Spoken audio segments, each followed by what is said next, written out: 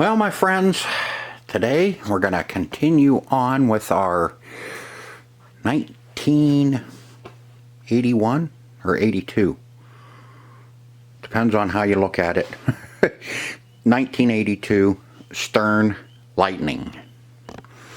Okay, in the first episode we went over everything that needed to be done and the condition, looked at the condition of it and the condition of the cabinet, and found out, what we're going to have to do. And just at a glance, we seen that we have a missing drop target, and I think there's another one of these that's broke or something. So I'm gonna order all brand new drop targets for it. We're just gonna replace them all. It says if you have to replace one, you might as well replace the 3 in the bank. Well, we're gonna do all 9.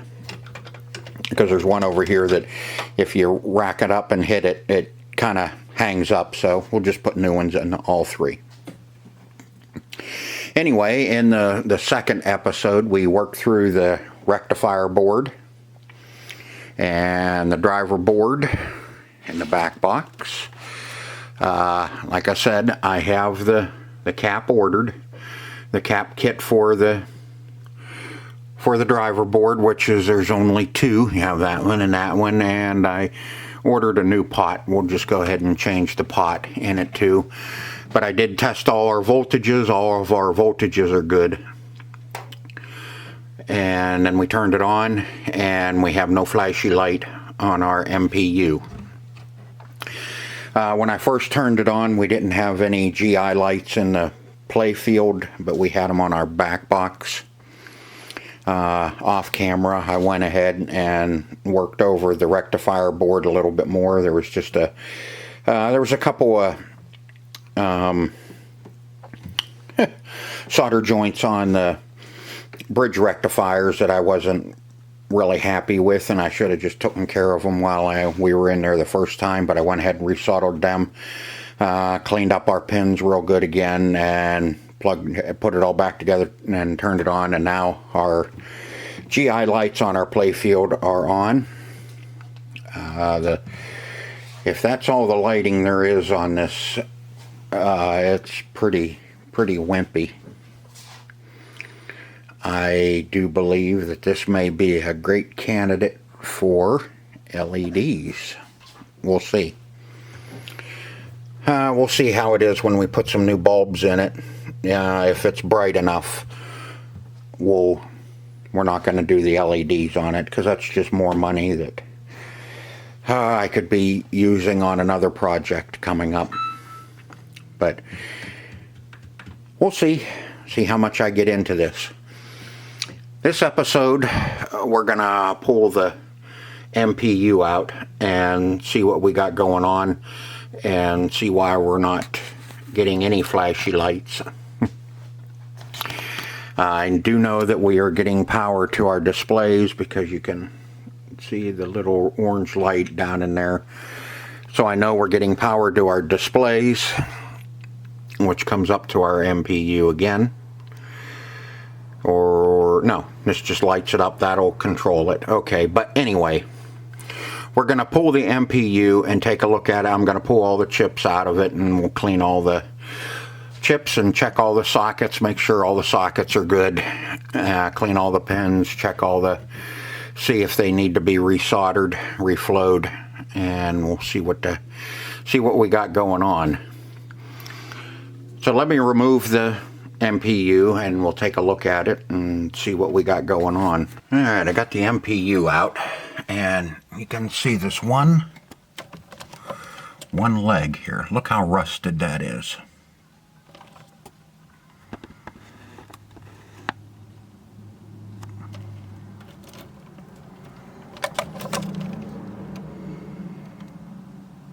You can see how rusty that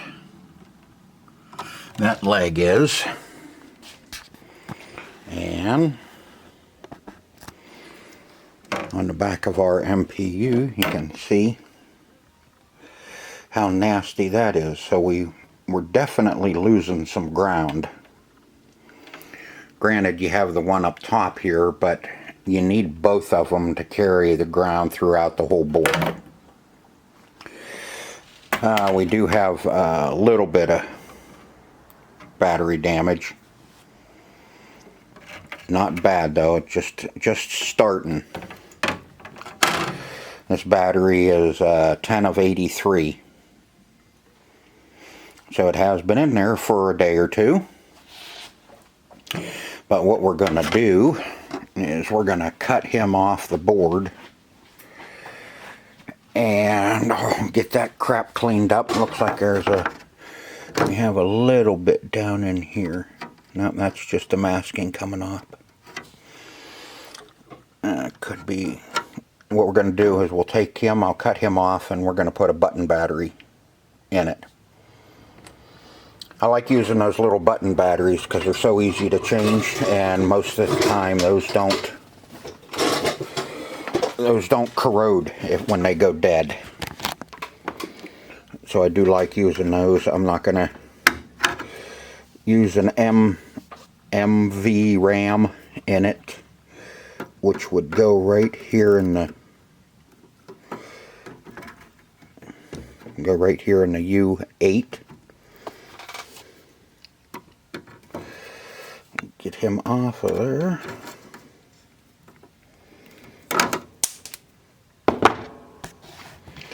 I tested that battery and there was like 0.14 volts in it. But our power in to the MPU is on J4 right here. It's J4. What we'll do is I will pull all the chips, clean all the legs, inspect the sockets, make sure they're all okay.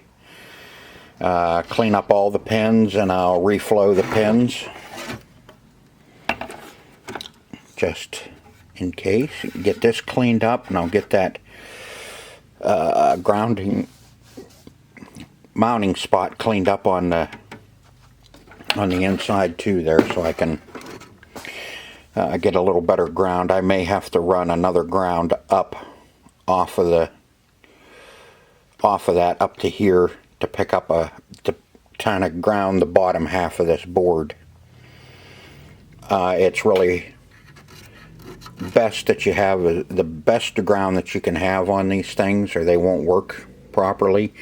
That's why we have a ground up here, and it kind of helps ground the top half of this board. And as it gets down in here, I know it runs all the way down around, but it's just best to have both of those in. You could have a weak ground on the bottom half because you're grounding everything up top. Whatever.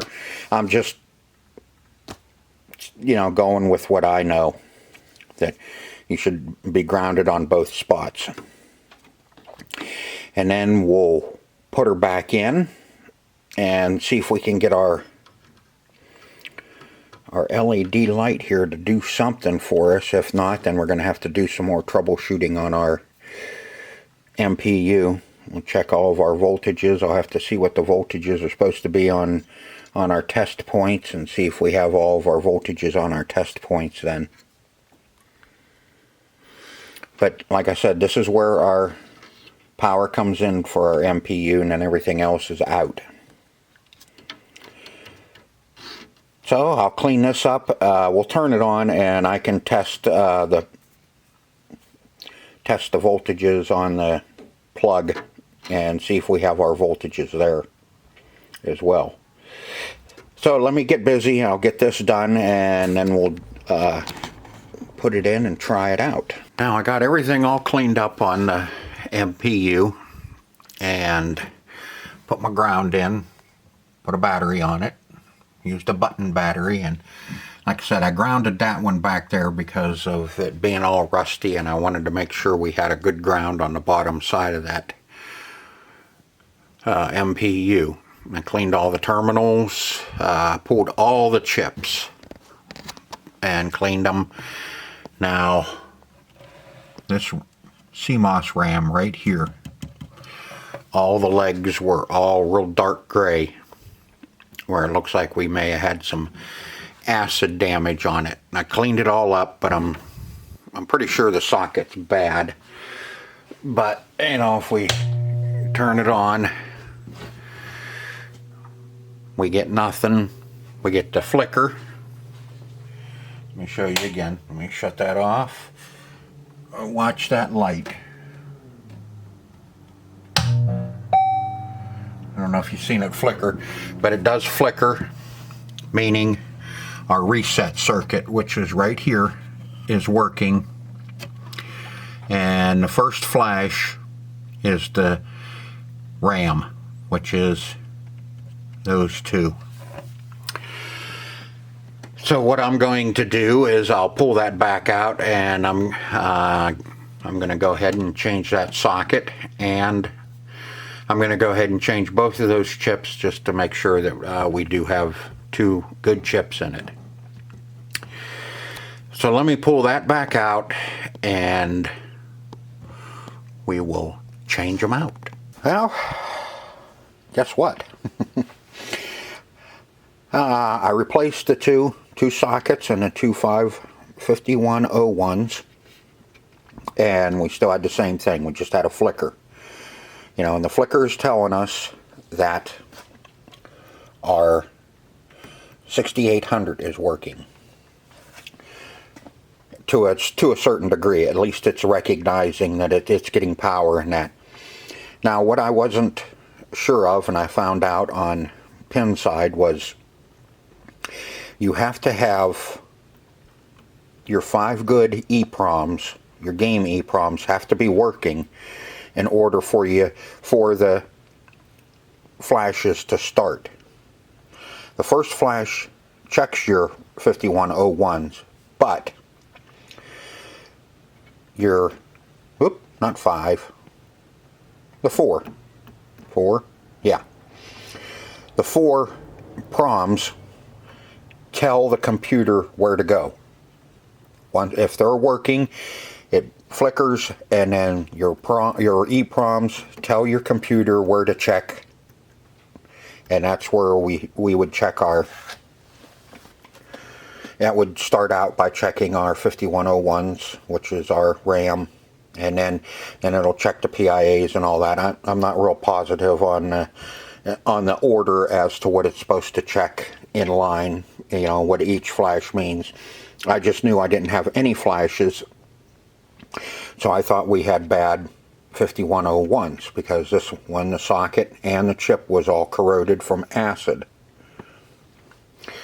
So what I did was I went and asked, and I was told to check and verify my EPROMs, because those have to work in order for it to tell the computer where to check next. So what we ended up with was a bad U5. Now, how I determined we had a bad U5 was I verified them. Come over here to the computer, and we'll bring up this is my programmer, which is sitting right there. And let me see what file. I think I still have it in there, but we'll U5. You can get all these programs for programming your EPROMs on Pinball Database. Most of the Bally, the Stearns, and I think the Williams, but no Gottlieb, because Gottlieb, you know, is owned by, the rights is owned by Pinball Resource. This is I got those from Pinball Database. Jeez. Okay, now we'll stick our EPROM in there, and you can see that's the program for the EPROM that's on there. Device, and we'll verify,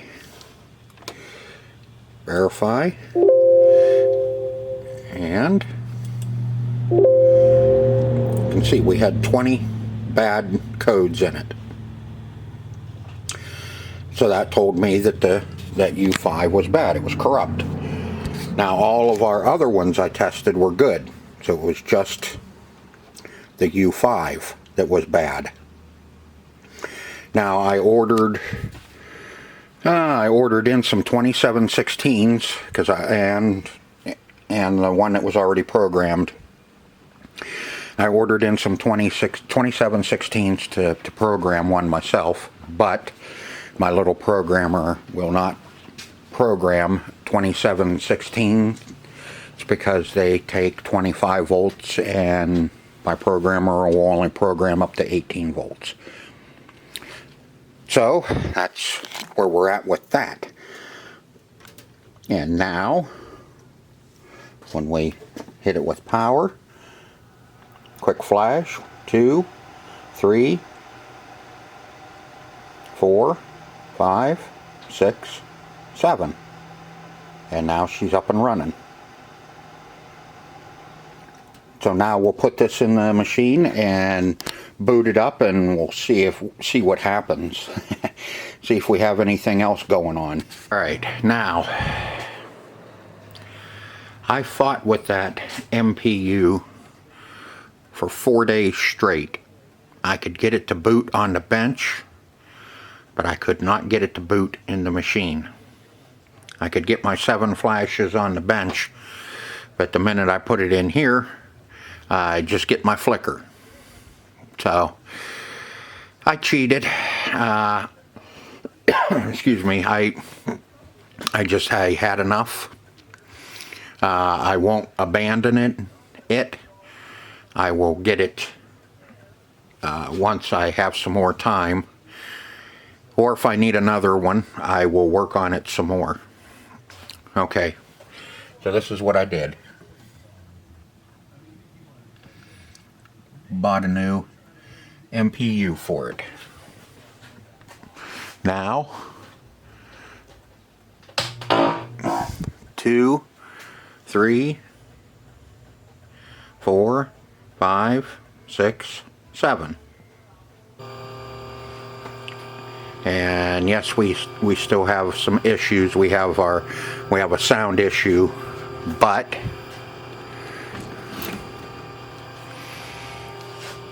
we're booting up. Sorry I can't show you the playing field because I'm kind of doing this out of sequence, so. But I wanted to finish this video up showing you that I did get it booted. Not on that MPU. That MPU sitting right over there. But like I said, I'm not abandoning it. And we still have quite a bit of work to do to finish getting it electronically in good condition. One thing about the new MPU is we know now that part of it is going to be reliable for a long time. I don't know if I just had some acid damage on that other one that I just wasn't finding, but I'll tell you, it was a nightmare. Let me grab it.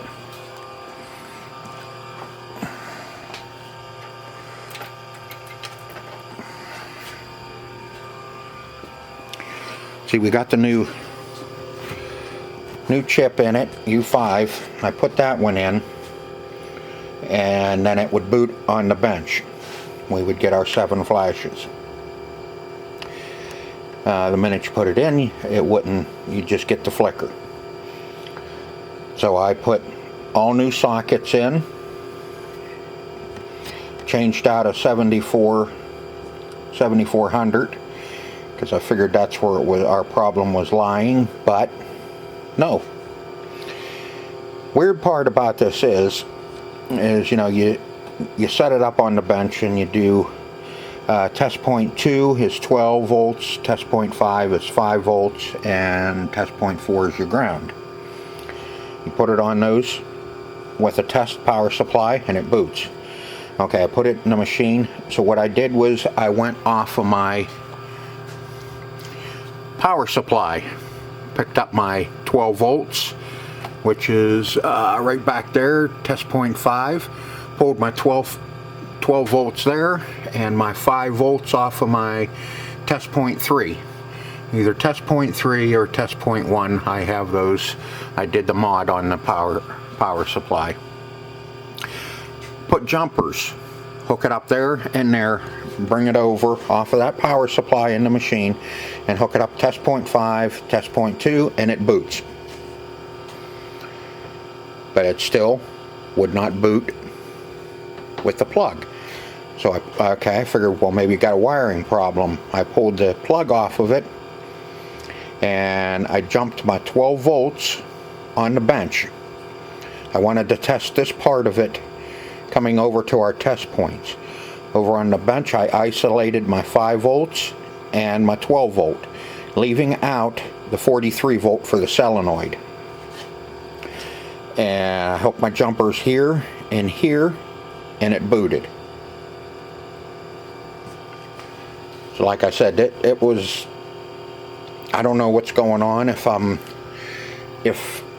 I got something weak on here and it's just not pulling enough power off of there to go through the wiring to here. But yet the brand new MPU boots up. It's one of those catch-22s. It's a conundrum. So I got tired of pissing with it because I needed to move forward to get this done, to get on to another one. So I just put the new one in, ordered a new one and put that one in. So now we're good to go that way. What you're hearing is the soundboard is acting ignorant. But what's nice is all the displays are good. We don't have any burnt segments or anything. So we're good there too.